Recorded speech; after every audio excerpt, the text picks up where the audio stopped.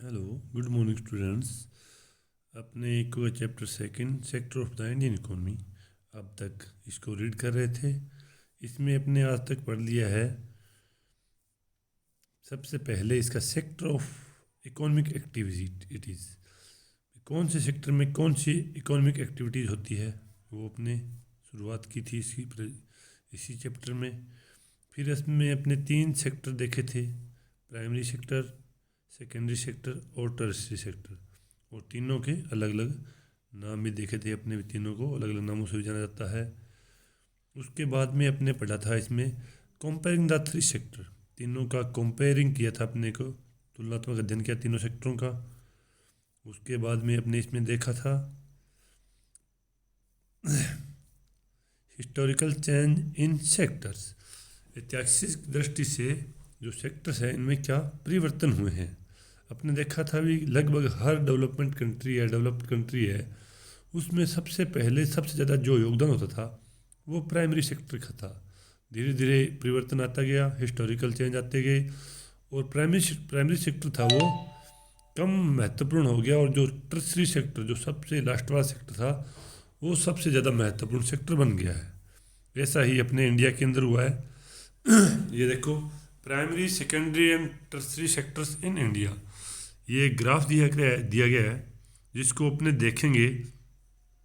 इसमें जो तीनों अपने सेक्टर है वो कितना प्रोडक्शन ऑफ गुड्स करते हैं और सर्विस इन 3 सेक्टर्स, कितने कितने वो गुड्स है उनका प्रोडक्शन करते हैं और कौन कौन सी सर्विस है उनको अवेलेबल करवाते हैं। इसमें डाटा दिया गया अपने को 2 वर्षों का, 1973 1974 का और 2013 2014 के उत्पादन को दिखाता है। इन दोनों ईयर के जो प्रोडक्शन है उसको ये दिखा रहा है डाटा। अब देखो इसमें इस जो अपने ग्राफ देख रहे हैं अपने, जीडीपी में योगदान बताया ना मैंने, जीडीपी भी एक वर्ष के अंदर तीनों सेक्टरों में जितना भी प्रोडक्शन होता है, अंतिम प्रोडक्शन उसका मूल्य और सेवाएं हैं उनका मूल्य जोड़ करके अपने जीडीपी निकाली जाती है। ठीक है, तो जीडीपी में योगदान देखो तीनों सेक्टर्स का 1973-74 के अंदर कितना है। Primary secondary tertiary, blue colour है ये प्राइमरी सेक्टर को दर्शा रहा है, सेकेंडरी रेड कलर है सेकेंडरी को दर्शा रहा है, और टर्शरी है वो ग्रीन कलर में। अब देखो सबसे ज़्यादा योगदान जो है प्राइमरी सेक्टर का था 1973-74 के अंदर, दिख रहा है ना। फिर दूसरा स्थान था टर्शरी सेक्टर का, और थर्ड स्थान दिख रहा है अपने को रेड कलर में सेकेंडरी सेक्टर का। लेकिन 2013-14 के अंदर देखो प्राइमरी सेक्टर का योगदान है थोड़ा बढ़ा है, उसके मुकाबले में सेकेंडरी सेक्टर है उसका योगदान जो जीडीपी है उसमें और ज़्यादा है, बहुत ज़्यादा। और सबसे ज़्यादा जो इंक्रीज हुआ है वो कौन सा हुआ है, टर्शरी सेक्टर, तीसरा जो सेक्टर है उसका योगदान सबसे ज़्यादा हुआ है। अब देखो rising importance of the tertiary sector in production. अब जो टर्शरी सेक्टर है इसका ज़्यादा इम्पोर्टेंस क्यों हो रहा है प्रोडक्शन के अंदर, इसका महत्व क्यों बढ़ता जा रहा है। अब देखा अपने ओवर द 14 ईयर्स, पिछले 40 सालों में अपने तुलनात्मक अध्ययन किया था 1973-74 एंड 2013-14। इस दौरान production in all the 3 sector has increase. अब तीनों सेक्टर में जो प्रोडक्शन है वो तो इंक्रीज हुआ है, लेकिन सबसे ज़्यादा प्रोडक्शन किस में इंक्रीज हुआ है, टर्शरी सेक्टर के अंदर हुआ है। ये तो अपने को इस ग्राफ से स्पष्ट पता चल रहा है भी सबसे ज़्यादा इंक्रीज हुआ है वो है टर्शरी सेक्टर। इसका रिजल्ट क्या निकला है, as a result in the year 2013-14 the tertiary sector has emerged as the largest production sector in India replacing the primary sector. इसका परिणाम क्या निकला है, 2013-14 में भारत में जो अपना पहले जो प्राइमरी सेक्टर था उसको रिप्लेस कर दिया है टर्शरी सेक्टर ने, और इस समय सबसे बड़ा लार्जेस्ट प्रोड्यूसिंग सेक्टर हो गया है इंडिया के अंदर टर्शरी सेक्टर। अब देखो भी टर्सरी सेक्टर है, why the tertiary sector become so important in India. ये जो टर्सरी सेक्टर है ये इतना इम्पोर्टेंट कैसे हो गया इंडिया के अंदर? There could be several reason, इसके कुछ कई कारण हो सकते हैं। पहला कारण क्या है? Fast in any country several service such as hospitals है, एजुकेशन है, इंस्टीट्यूशन है, पोस्ट एंड टेलीग्राफ सर्विसेज है, पुलिस स्टेशन है, कोर्ट, विलेज एडमिनिस्ट्रेटिव ऑफिस है, municipal corporation, defence, transport, banks, insurance companies etc are required. देखो अब कोई भी कंट्री है उसमें जो सर्विसेज हैं, सेवाएं हैं, जो भी सर्विस है, जो सेवाएं हैं, जैसे बताया मैंने हॉस्पिटल्स है, चाहे एजुकेशन इंस्टीट्यूशन है, कोई भी, ये जितनी भी सर्विसेज है इनमें क्या चाहिए अपने को?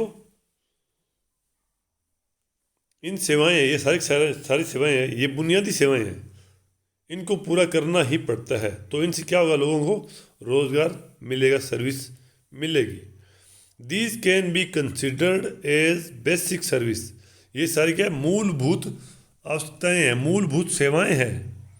इन a developing country the government has to take responsibility for the provision of these service. अब देखो कोई भी डेवलपमेंट कंट्री है, ठीक है ना, डेवलपिंग कंट्री है, तो उस कंट्री में जो भी सरकार होती है ना, उनको इन सेवाओं के, ये जो सर्विसेज है, इनकी प्रबंधन की जिम्मेदारी होती है कि वो ये सेवाएं हैं जनता को प्रोवाइड करवाएगी। सेकंड, अब दूसरा कारण क्या है इसमें?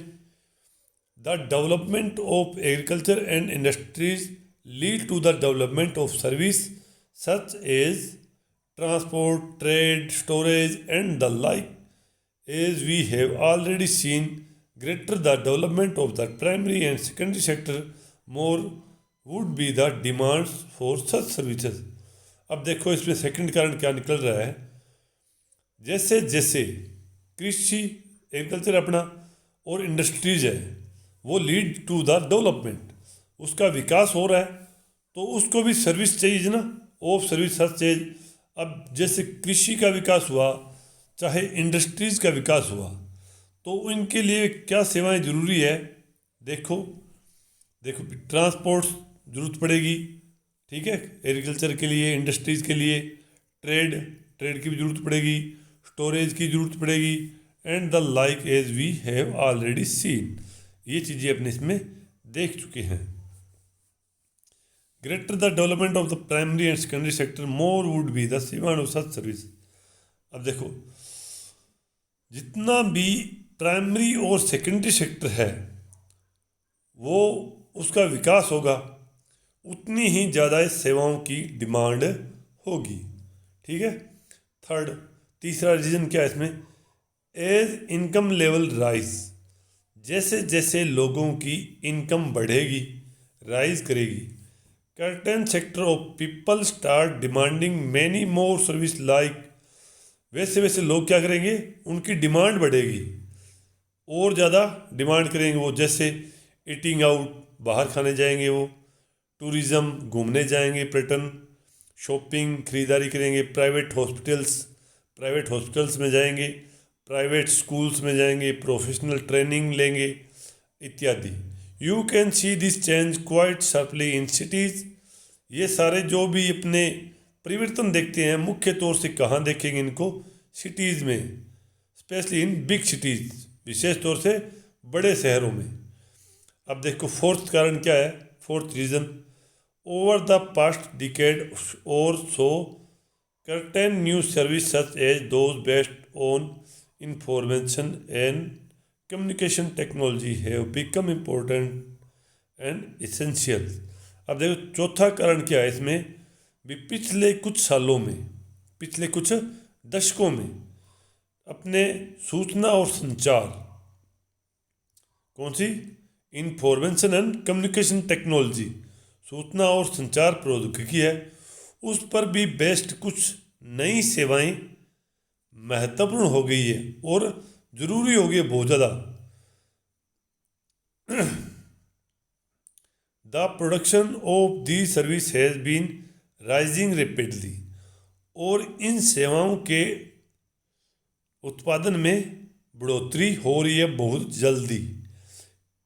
इन चैप्टर 4 अध्याय, जो 4 नंबर अध्याय का अपन चैप्टर आएगा, उसमें हम इन see example for these new service and the reason for their expansion. अब जो नई सेवाएं हैं, ये नई सेवाएं, उनके प्रसार और प्रचार के कारणों पर भी चर्चा करेंगे 4th चैप्टर के अंदर, लेकिन अपने इसमें इतना ही। अब ये 4 मुख्य कारण है कि जो टर्सरी सेक्टर है उसका योगदान जीडीपी में बहुत तेज गति से बढ़ रहा है, ठीक है। हाउएवर, अंत में क्या होगा, you must remember that not all of the service sector is growing equally. अब देखो भी, आपको याद रखना है कि जितनी भी सर्विस सेक्टर है वो एक समान ग्रो नहीं करेंगे, समान रूप से ग्रोविंग नहीं होगी। Service sector in India employ many different kind of peoples. अब देखो अपना जो भी सर्विस सेक्टर है ना, उसमें कई तरह के लोग हैं, उनको रोज़गार मिलता है। एम्प्लॉय मैनी डिफरेंट काइंड्स, अलग अलग लोग, प्रकार के लोग हैं, नियोजित है उसमें। 8(1) एक तरफ, and there are a limited number of service that employ highly skilled and educated workers. अब देखो, एक और तो उन सेवाओं की संख्या है जो सीमित है, उन सर्विसेज की संख्या है वो सीमित है, जिनमें क्या है, बहुत ज़्यादा एम्प्लॉय जो है हाईली स्किल्ड है, जिनके पास बहुत ज़्यादा कुशल है वो, या ज़्यादा एडुकेटेड वर्कर्स है, भाई बहुत ज़्यादा शिक्षित है, वो कम होंगे। एट द अदर एंड, दूसरी तरफ, there are a very large number of workers engaged in service such as small shopkeepers, repair person, transport person, etc. दूसरी तरफ क्या है, बहुत बड़ी संख्या में लोग हैं छोटी दुकानों में, मरम्मत के कार्य जैसे वर्कर्स आ गए ना, ये रिपेयर पर्सनस आ गए हैं, ट्रांसपोर्ट पर्सनस आ गए हैं, ये काम कर रहे हैं बहुत बड़ी संख्या में। These people barely manage to earn a living and yet they perform the service because no alternative opportunities for work are available to them. अब देखो भी, ये लोग क्या है, बड़ी मुश्किल से अपना जीवन है वो चला पाते हैं, क्योंकि जिन सर्विसेज में ये लगे हुए ना, उनके पास कोई उसका अन्य वैकल्पिक अवसर नहीं है, अल्टरनेटिव नहीं है इनके पास में, ठीक है ना, अपॉर्चुनिटी नहीं है इनके पास।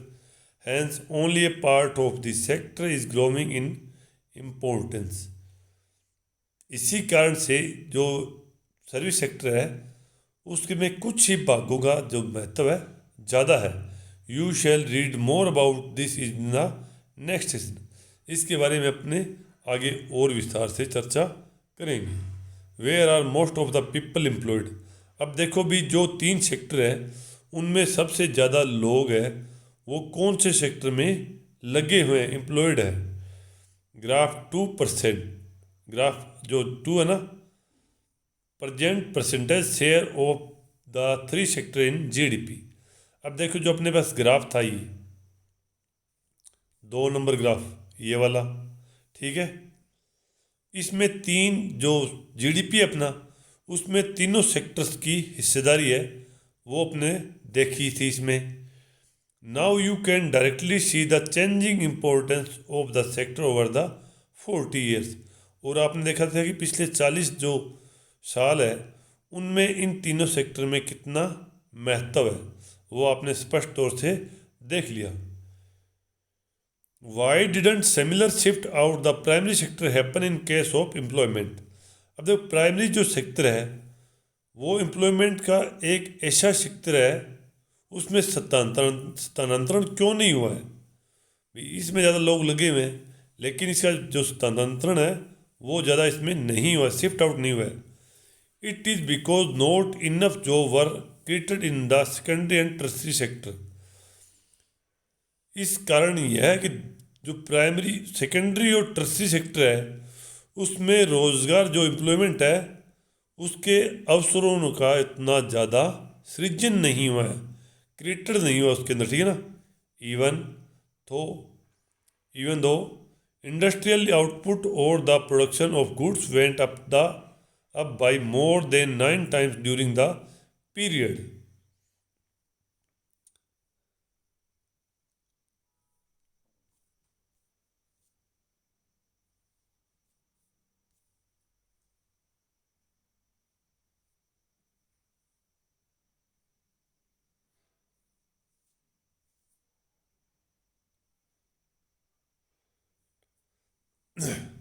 अब देखो, even though industrial output or the production of goods went up by more than 9 times during the period। अब 3 गुना ज़्यादा वृद्धि हुई है इसके अंदर, रोजगार के अंदर, एम्प्लॉयमेंट के अंदर, इंडस्ट्रियल आउटपुट के अंदर, ठीक है। 3 गुना ज़्यादा वृद्धि हुई है इसमें। Employ industries went up by around 3 times, और इंडस्ट्री में 3 गुना, ठीक है।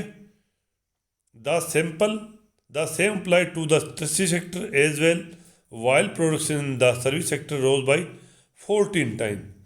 और जो अपना सेवा सेक्टर है, सर्विस सेक्टर है, उसमें वृद्धि कितनी हुई है? 14 गुना। Employment in the service sector rose around 5 times। जो सर्विस सेक्टर है, एम्प्लॉयमेंट कितना हुआ उसमें? रोजगार जो एम्प्लॉयमेंट था उसमें 5 गुना कम वृद्धि हुई है। एज ए रिजल्ट, इसका परिणाम क्या निकला? More than half of the worker in the country are working in the primary sector. अपने देश के जितने भी वर्कर्स हैं ना, उनका मोर देन हाफ, आधे से ज़्यादा जो वर्कर्स है वो कहाँ लगे हुए हैं? प्राइमरी सेक्टर के अंदर लगे हुए हैं। मेनली इन एग्रीकल्चर, मुख्य रूप से एग्रीकल्चर के अंदर। Producing only about 1/6 of the GDP, जो कि GDP में केवल 1/6 है। 1/6, एक 1/6 भाग है GDP का। In contrast to this, the secondary and tertiary sector produce the rest of the produce where they employ less about half the people. इसकी अपने तुलना करेंगे तो जो सेकेंडरी और टर्सरी सेक्टर है, जो उसमें GDP में इसका योगदान कितना होगा? 4/5, less half the people. Does the mean that the worker in agriculture are not producing as much as they could. इसका अर्थ क्या है कि जो अपने एग्रीकल्चर है उसमें जो एम्प्लॉयमेंट लगे हुए ना, वो अपनी क्षमता से कम उत्पादन कर रहे हैं। जो उनके पास क्षमता है उसकी तुलना में जो प्रोड्यूसिंग कर रहे हैं वो कम है। What it means is that there are more people in agriculture than in necessary. इसका अर्थ क्या हुआ कि कृषि में जो लोग लगे हुए ना, उनमें से अधिक लोग काम कर रहे हैं। उनकी ज़रूरत नहीं है उसके अंदर, लेकिन फिर भी वो उसमें लगे हुए हैं। So even if you move a few people out, अब देखो अगर इसमें से कुछ लोग हटा दे, जो प्राइमरी सेक्टर है उससे कुछ लोग हट जाए, production will not be affected. जो उसका प्रोडक्शन है ना, वो उस पर कोई इफेक्ट नहीं पड़ेगा, वो प्रभावित नहीं होगा। इन अदर वर्ड्स, दूसरे शब्दों में, worker in the agriculture sector are unemployment. अब दूसरे शब्दों में बात करें तो कृषि का सेक्टर है, जो एग्रीकल्चर सेक्टर है, उसमें लोग है वो अलग बेरोजगार है, अनएम्प्लॉयमेंट है। बेरोजगार नहीं है लेकिन अलग बेरोजगारी है। फॉर इंस्टेंस, अब एक एग्जाम्पल दिया गया इसमें, take the case of a small farmer Lakshmi. Lakshmi एक छोटी किसान है, उसका एग्जाम्पल दिया गया है। ओवनिंग अबाउट 2 hectares ऑफ unirrigated land depend only on rain and growing crops like jowar and arhar. अब लक्ष्मी का एग्जाम्पल दे दिया, इसके पास क्या है? 2 हेक्टेयर अनइरिगेटेड लैंड है, यानी असिंचित भूमि है, जो कि किस पर डिपेंड करती है? केवल रेन पर डिपेंड करती है। क्या उगाती है इसमें? ये ज्वार और अरहर उगाती है। इसके परिवार में मेंबर कितने? 5 members of her family work in the plot through out the year by. उसमें 5 सदस्य हैं और साल भर वो उसी कृषि भूमि पर काम करते हैं। ठीक है, वाई, क्यों भाई? They have nowhere else to go for work, क्योंकि उन्हें कहीं और वर्क नहीं मिल रहा है। You will see that everyone is working, तुम देखोगे सारे व्यक्ति काम कर रहे हैं। None remain idle but in actual fact their labour effort get divided, परंतु वास्तव में क्या है, उनका श्रम प्रयास है वो विभाजित है। प्रत्येक व्यक्ति है वो कुछ ना कुछ काम कर रहा है। ठीक है, each one is doing some work but no one is fully employed, सारे कुछ ना कुछ काम कर रहे हैं लेकिन फुली एम्प्लॉयड नहीं है उनमें से कोई भी। This is the situation of under employment, यह कंडीशन क्या है, ये स्थिति क्या हो रही है? अल्प बेरोजगारी क्या है ये? अंडर एम्प्लॉयमेंट, पूर्ण रोजगार उनको प्राप्त नहीं है।